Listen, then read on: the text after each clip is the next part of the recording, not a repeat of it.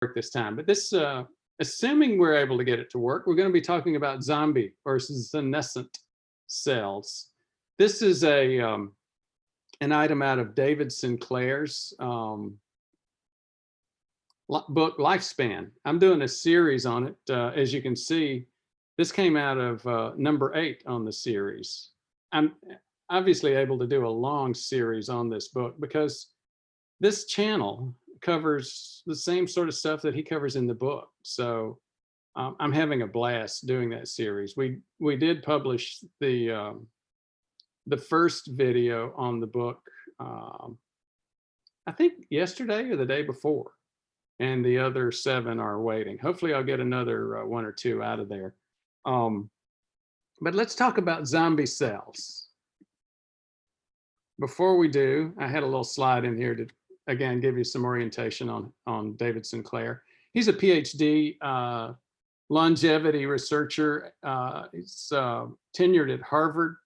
He started getting a lot more interest and views. I had done a video on him, gosh, 2 years ago.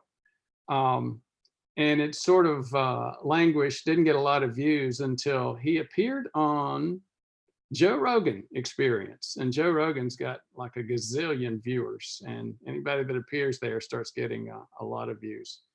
Since he's come out with the book, it's a very, very good book, and I expect he'll continue to get a lot more attention and focus. But let's go to the book itself. So just a brief overview of the first part of the book. He does talk about the hallmarks of aging. He talks about things like how an aging body starts to deregulate nutrient sensing, which is an item. It's an important item. But you also get a lot of other things too. Loss of proteostasis, stem cell exhaustion. We've talked about that. Altered intercellular communication. That's actually a part of the whole zombie cell activity, but we're going to discuss the zombie cells a little bit more deeply. Again, also called senescent, as in old or retired cells. He does cover other things, epigenetic alterations. And in fact, I think the video that came out yesterday was talking about a theory about aging that he currently claims. I think it's the most popular theory right now, and it makes the most sense. It's called the informational theory. It is associated with epigenetic alterations. And here's the point. If you don't know what epigenetics is, it's the librarian system of our DNA, our genetics. Even though I'm 62 now, and my body acts a little bit more insulin resistant, a lot more insulin resistant. In fact, I've actually had a blood sugar once recorded over 200, so I would fit some of the formal definitions of full-blown diabetic. Anyhow, that's neither here nor there. The point is, when I was 20, my body didn't respond as a diabetic or even pre-diabetic. And yet it is now. I still have the same DNA. I still have the same genes. But here's the problem. My body's not accessing those genes the way it did when I was in my 20s. And I'm using myself as an example. I'm no different from any other human. That's what's going on. And he goes a lot more into depth. What he talks about is a demented piano player. I do have a separate video on that, and goes into the analogy of what's going on with, again, genomic, epigenetic alterations, epigenetic failures in the informational theory of aging. There are the most popular theory of aging has had to do with mitochondria. Mitochondrial theory of aging started back in the 60s. The bottom line is all of these, quote, theories are actual mechanisms that have plenty of research behind them. And I think what we're going to find as we get deeper into our knowledge and understanding of the aging process is that all of these are going on.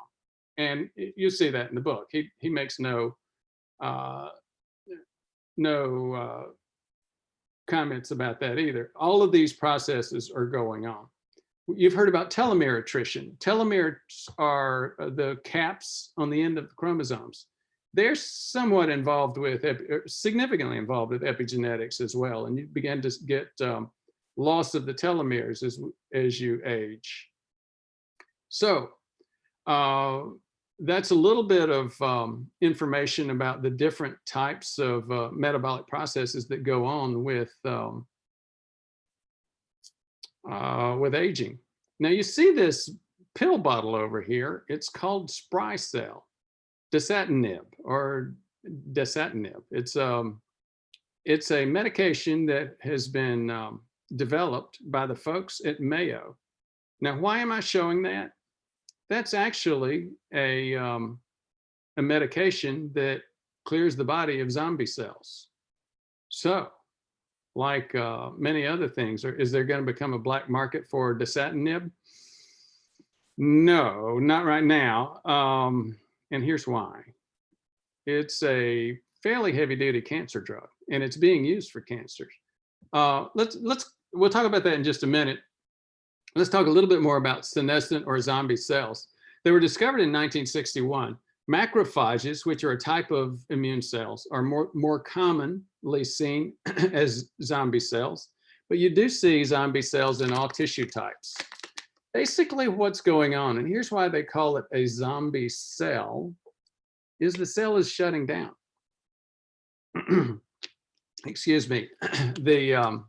Having still a little bit of allergies. It's been allergy season here for the past couple of months. Mine are slowing down some, but again, during allergy seasons, twice a year, you'll see me doing a lot of coughing and throat clearing.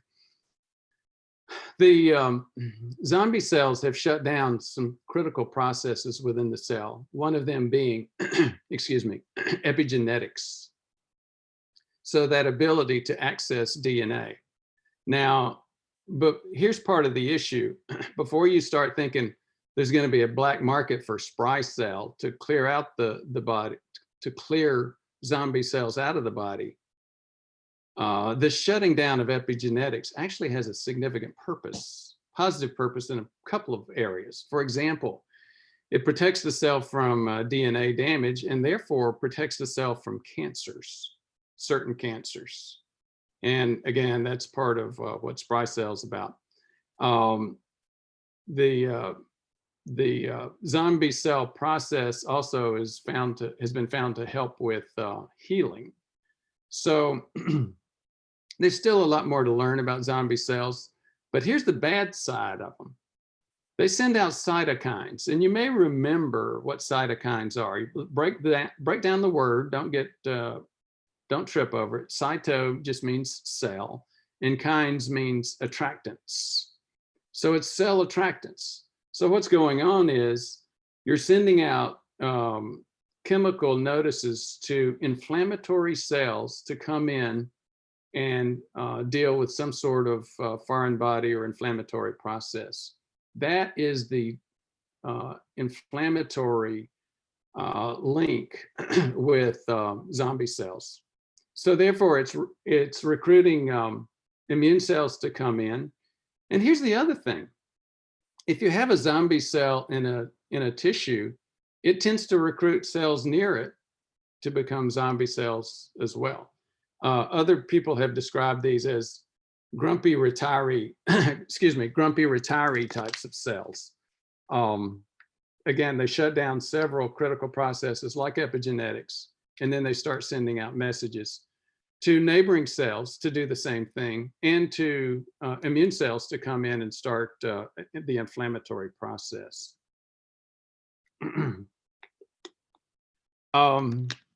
Sinclair described the blue galactosidase stains. I think that's what you see up on the right-hand corner. And here's what happened. Interesting point. The researchers at Mayo have been doing a lot of work with zombie cells. They removed these cells in mice using Spry Cell, the medication that I showed a picture of a few minutes ago. The mice lived 30% longer. So again, that gives you some perspective of about Spry Cell. It's It's interesting. They've gotten some significant improvements in terms of treatments for certain cancers. It's used now, standard of medicine for leukemia, certain leukemias. But that's why you're not going to see a lot of people doing Spry Cell supplementation. Now, what is Spry Cell? It's decatinib. It's an immunoglobulin, but it's also got a chemical called quercetin in it. Quercetin is a chemical found in onions, garlic, wine, green tea. So I usually get this question when I talk about things that are associated with supplements. Do I supplement? Obviously not with Spry Cell. Wouldn't try it. Not interested in taking that immunoglobulin. But do I supplement with quercetin? Not really, or no. I hope that I'm getting quercetin from onions, garlic, wine, and green tea. I also do fasting. I do a prolonged fasting for about 40 hours once a week. It's a water fast. I do that Monday and Tuesday. So I just, my last meal is on Sunday evening until a late lunch, early dinner on Tuesday afternoon. That, as you know, those of you who follow this type of activity, this work, this science, know that you get a lot of other activities besides just zombie cell impact from fasting, especially those of us who have insulin resistance.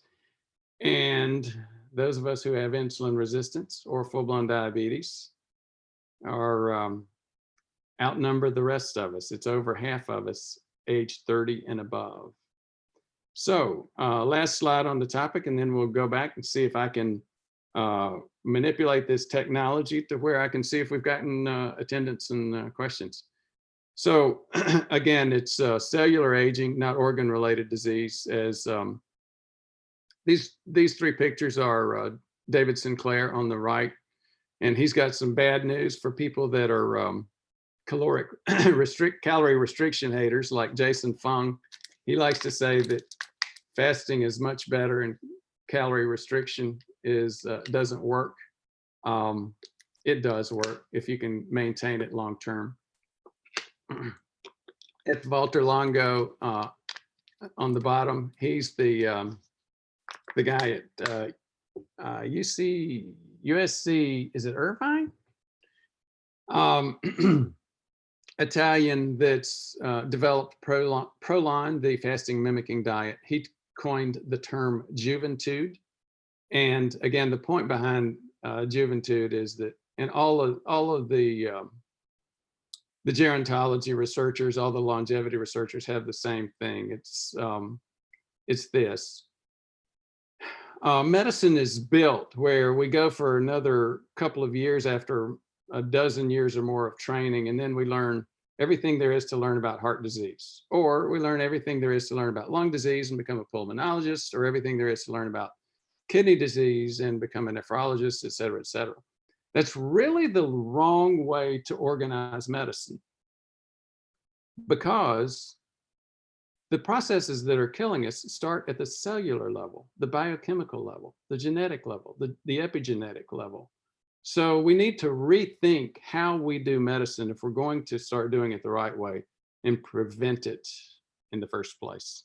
The third image there on the left is Nir Barzilai. He's the principal investigator at Albert Einstein in New York for the TAME study. TAME stands for Targeting Aging with Metformin. Basically what they're doing, National Institute of Aging and the gerontologists there are saying, you know what? Insulin resistance and diabetes, prediabetes are such a core mechanism of all of these diseases that we're talking about. Maybe we should just put metformin in the water. And that's the study design for TAME. Once people reach age 65, they're saying half of them go on metformin and the other half go on a placebo. So let's go back. I'm going to see how we're doing in terms of the technology and attendees. Well, we do have some folks that were able to attend. It's hard to, I can't see. Yeah, we've got several folks. Thanks for attending. Just to let you know, a couple of things. Number one, I'm in this different room because we're still working with the technology. Some of you may have attended. We did another pilot, a trial 2 days ago. Again, that blew up with the technology. So we're trying it again. We're changing rooms. This gives me 2 screens. Hopefully we'll be able to get it to where I can actually see comments at the same time that I'm presenting information. Right now, we can't do that. I'm still flying a little bit blind. Clyde, Michelle, and Carl have been doing some great work to help us get up and rolling. So a few folks, Phil M. Gabe, good morning. Bob Weiss, good morning. Rob T07, good to see you again, Rob. Terry Wyatt, good morning. And glad to see you here. Jean Kalahar, good morning from Texas.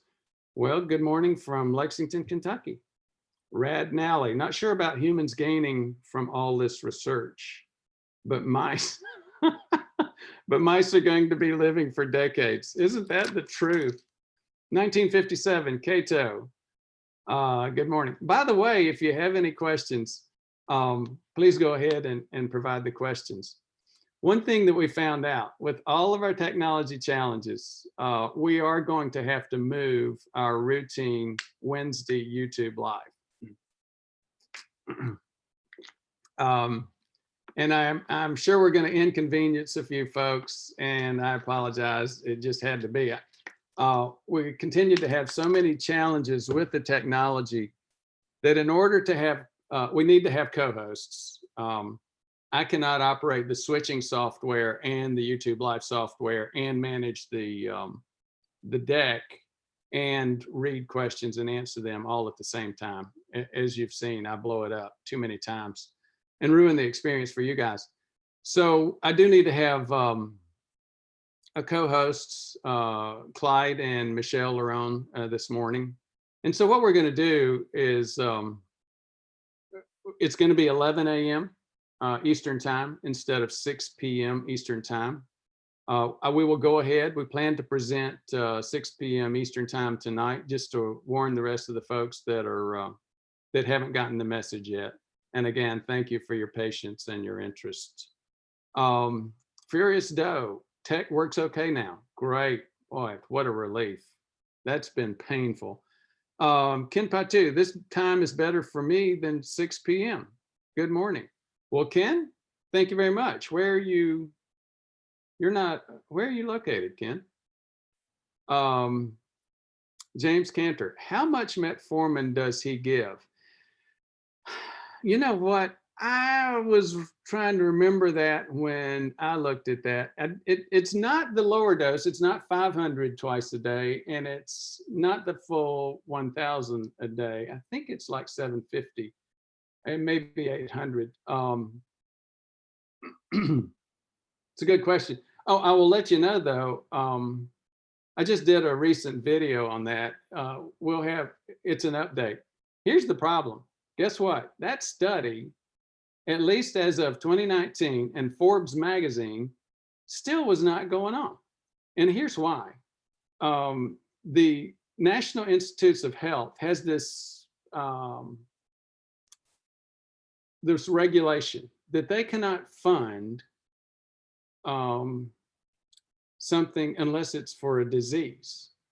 Well, the guys on the TAME study are clear. This is not a single disease. This is multiple diseases. In other words, it's aging. The NIH has said, well, we can't fund something for aging. It's not a disease. It's not classified as a disease. Guess how long this has been going on? Is it 4 years? I mean, it's like, this is so silly. One of the questions I have is, well, why can't the guys at on the TAME study just change it and say, you know what? We're just looking at 3 diseases. We're looking at heart disease, we're looking at stroke, we're looking at dementia and kidney disease. And I don't know why. I'm not that close to it, but it's just silly. I actually did an update on it and thought it had been funded about a year ago. And sure enough, AMFAR, the American Foundation for Aging Research, had funded it about a year ago. But here's what else I found out. So I thought it was going once it got funded. Here's what else I found out. The AMFAR only funded like 15 million. They needed another 25 million. And again, they're still, AMFAR's waiting for the NIH, and the NIH isn't budging. So, you know, you would think that human lives might be a little bit more important than that. But anyway, if somebody, how many millions are they spending on getting stress tests? Okay. Furious Doe, greets from Holland. Very good. You know, one of the things I thought about Furious Doe when we had to make this time change is that we may be able to get more English folks in. Maybe I was confused on my time, but anyway, either way, glad to have you. Furious Doe, the rest inflammation comes later. I am fasting and trying to activate my kidney. Well, thanks for sharing that. Bob Weiss, do we get notified in advance of transmission? Yes, yes, you do. Now, what you have to do is, I'm wondering if I can go in. When you subscribe to our channel, there's a little bell icon. Click that bell icon twice, because if you just click it once, it's pretty clear they only notify you of about 10% of the videos that are coming up. If you get it twice, you should start getting notifications even on the live events. Ken Patu in Atlanta. Very good. Thanks for sharing that. Terry Wyatt, signed up for your webinar and getting my labs done Monday.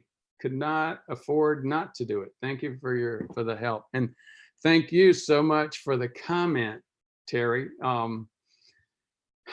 As I've shared with multiple people, many of my, I've been doing a higher level type of preventive evaluation for years. And many of my clients are these guys that, again, multimillionaires, own their own plane, can afford $10,000, $15,000 for this kind of work. And sure enough, you see that at places like the Four Seasons, California Institute of Longevity.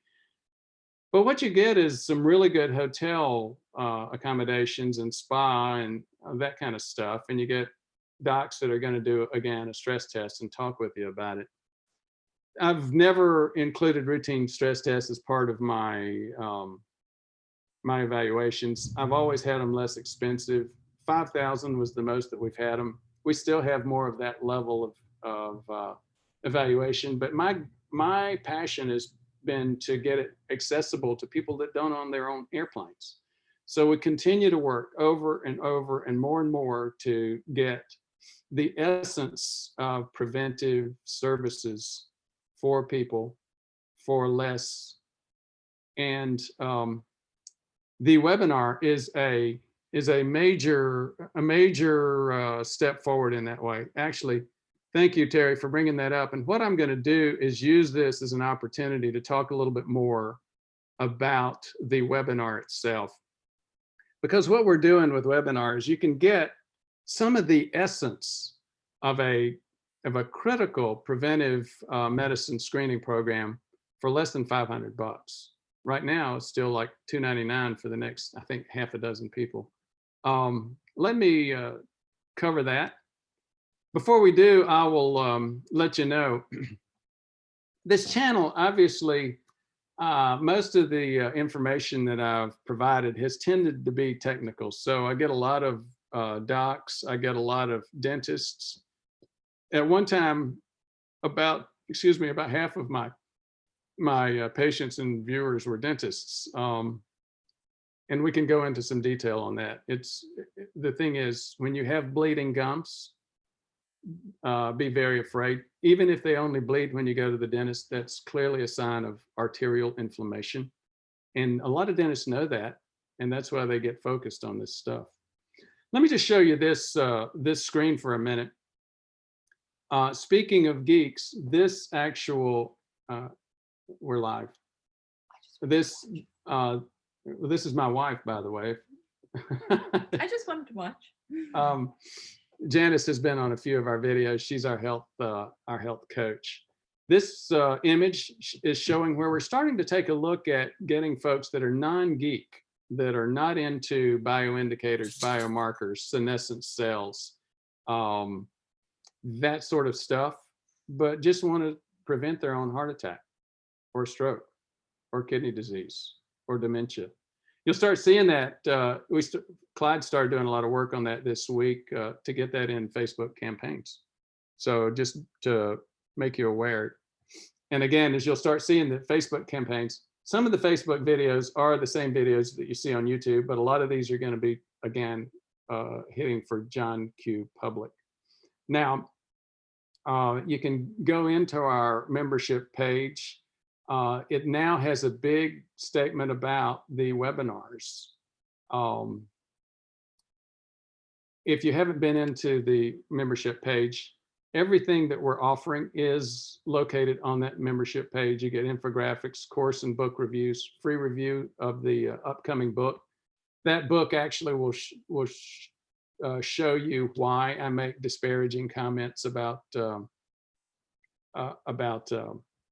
stress tests. It gives you registration options for the webinar, CIMT event registrations, and the bootcamp event for Louisville, registration for there. How do you get to the membership login page? Well, if you go to the website, there's a new button right here, membership login. You go in, you create a free account. Again, you'll see the Louisville event registration. The Anaheim event, the first CIMT access event in Anaheim, LA. David did it. It was very successful. We had about 36 people come in and get their CIMTs. Now, the webinar series, again, what I believe is Terry Wyatt brought up. The webinar series is, again, our most recent focus on trying to make world-class prevention available for people that can't afford their own airplane for much more reasonable dollars. Here's how this came up. In our inflammation course, we had a video where we talked about, and I've done several videos on how to get labs on your own, and it was the inflammation panel. Well, what we found was that was now outdated. You can't go to Quest now and do a patient-directed inflammation panel. Well, you can through us. And I said, you know what we'll do is open it up to where patients can get the inflammation panel through us. So here's what the webinar is. It's people are getting confused, and we've marketed it completely wrong. We call it a webinar. It's sort of like marketing a car by saying, here, this is a trunk that we're selling. Here's what we're making available. We're making lab tests.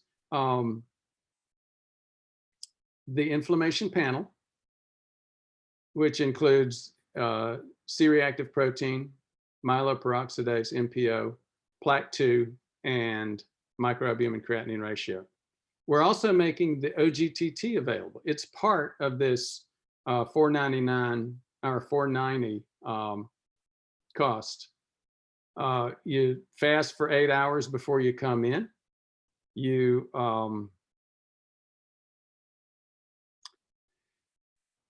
you get a blood sugar and an insulin to start, basal blood sugar, basal insulin. Then you take that glucola, the 75 grams of glucose in a cola. An hour later, you get another glucose, another insulin level. And then an hour later, you get another glucose, another insulin level. You get all of those labs included in that price. Plus, you can attend the webinars, private webinars with me over over the next 3 months, and we go over results. So a lot of good information out of that. And again, I will go back and see what sort of comments, questions we have. Ken Patu lives in Atlanta. Thanks, Ken. 1957 Cato. So should we go and take metformin? I do. David Sinclair started in his 40s, and I do make it available. Have I heard about berberine? Yes, I take berberine as well. A lot of people do. Berberine has some of that effect. Vinugopal, does K2, MK7 really help? Nobody knows. There's clearly evidence that it does. I have started taking it again. I looked at the original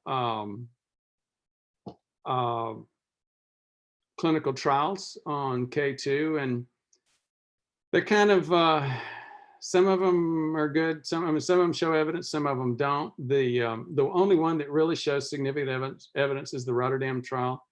And the question is that enough to prove that there's something going on? The answer is no, it doesn't really prove it. It's not clear at this point. But there's a lot of other interesting information about osteocalcin and a couple of other enzymes that not only are carboxylated, in other words, activated by K2, they also are very much related to insulin resistance. So it may be another one of those things called pleomorphic or pleiotropic effects. Excuse me, pleiotropic meaning impacts several different places, several different perspectives. Furious Doe, there was a Dutch TV program about Walter, I think you're saying Walter Longo, that LUMC Hospital is having great progress using fasting on cancer and inflammation. That was actually the origin of the Prolon fasting mimicking diet. Longo was not trying to come up with a new type of diet. What he was trying to do was mimic fasting. There is incontrovertible evidence that fasting works.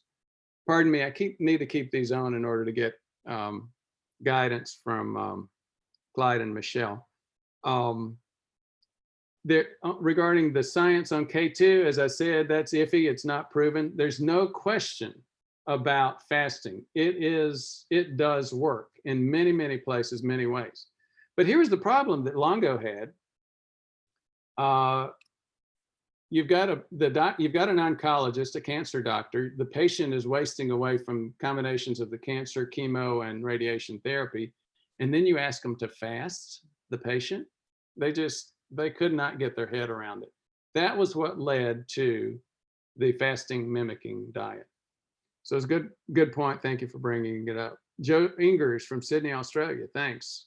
Samir 6, greetings from the Philippines. Samir, Clyde is in the Philippines, and he and I have talked about starting to provide more resources in the Philippines. Farak Far, I've seen you quite a bit, Farak. Thanks for your comments and your interest. Hello, good doctor from Iran. Hello, glad to have you. James Cantor, K2, MK7, 100 micrograms seem to help gun bleeding for me. That's interesting. Thanks for sharing that, James. S55B, do you have a schedule for your future events coming to Florida soon? We do have a tentative plan to come somewhere near Orlando in the January, February timeframe. Michelle's working on that. I'm sure she's rolling her eyes right now saying, you know what, this is too much, but that's what we're planning. I've got a couple of friends in Orlando. David Mites lives in Orlando. He's helped us with a couple of events. He actually did the CIMT event in Anaheim. We've got a fellow that's done a couple of videos with us. His name is Chuck Smith. Chuck has a company, and actually on his video, he lost 50 pounds on a vegan diet with Dr. Esselstyn, which you've probably heard of. After that, he had a heart attack. And again, he shared that on the video. He started looking, obviously that was frustrating. So he started looking at channels like mine, and he noticed the triglyceride over HDL ratio. So he noticed that his was 5, even losing 50 pounds, because he was getting too many carbs from the vegan diet, or not getting enough fats. You can go completely low carb, completely ketogenic on a vegan diet, but you have to know what you're doing. And he was not focused on that at that point. Since then, he's gotten his triglyceride over HDL down to about 1. He's got a lot of interest. He lives in that area, and he's got a lot of folks he would like to bring to an event. So we're working on getting an event in Orlando, hopefully January, February. Hopefully Michelle will be able to keep us updated on that. James Cantor, dental hygienist, said gums were better too. Very glad to hear that. Rob T07, hello doc. If after a few months on atorvastatin 40, if someone's LDL dropped from 120 to 47, would you still recommend switching to rosuvastatin? Great question, Rob T07. And the answer is yes, I would. And here's why. We talked about pleiotropic activities when we were talking about K2. A pleiotropic activity is you give it for one thing, but it actually helps on something else. Here's what happens with statins. Mostly statins are given to lower LDL. But think about the logic. And I know you've seen a lot of our videos. I've seen you around a good bit in terms of your comments. Half the people that have a heart attack have a normal LDL. So is it really LDL that's causing this? Probably not. On the other hand, there's a big thing in terms of inflammation. I'm not going to go down that trail right now, but there's a very smart guy named Paul Ridker at Harvard who noticed this over a decade ago, that whether people's LDL was low or high, quite often if they were on statins, they still had a significant decrease in heart attack. And well, if they were on statins, they had a significant heart attack risk. He theorized that it was due to inflammation, and that science has been proven out multiple times. Why did I go down that path? Because here's the problem.